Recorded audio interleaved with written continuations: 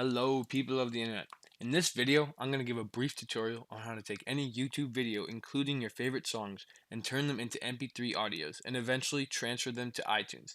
Useful applications of this would be free music and being able to use copyright music in iMovies, since the download won't have copyright. So the first thing you want to do is open a browser and go directly to YouTube. So with this application, technically we could take any audio from any of these videos. So say in Logan Paul's new video, he does something or makes a noise that you like, you could sample that by using this, etc. So for this, we're going to use the song Boredom. So I really like this song, but let's just say I don't have Apple Music, so I can't listen to it for free, and I don't have the money to buy it, so I'm kind of stuck. So what I'm going to do is click on this, the official audio.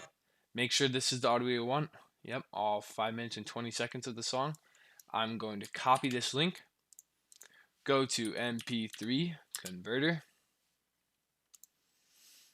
and paste this baby in. So what's this doing now is taking the audio from this song and making it into a downloadable MP3 audio. There we go. Hit download. Now it might redirect us. Just ignore this. It's just going to be in the bottom left. Now don't click on it because it might glitch it up. We're just going to hit this arrow and hit show in folder. So from here, you're going to right click. Actually, first what you could do is double click on this. Make sure that's the audio you want, all 5 minutes and 20 seconds. Close this out. Now we're going to right click. We're going to hit open with. And if you have iTunes downloaded on your computer, which you should, you're going to see that when you go to open with.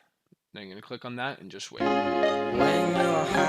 And bam, you're pretty much done for 90% of the people watching this video. Because we have the download of the audio in Apple Music. So from here, so as you can see, this is just with the other songs we have. So you're good from there. But now for the people who want to use this audio in their iMovies, because I've run into this problem, that's the only reason I talk about this. Now all you're needing to do is use your Apple device. Just go, and when you go to select music from Apple Music, you should now see this download, because technically the system doesn't see it as the song. It just sees it as a download, an audio download. So yeah, you're good to go.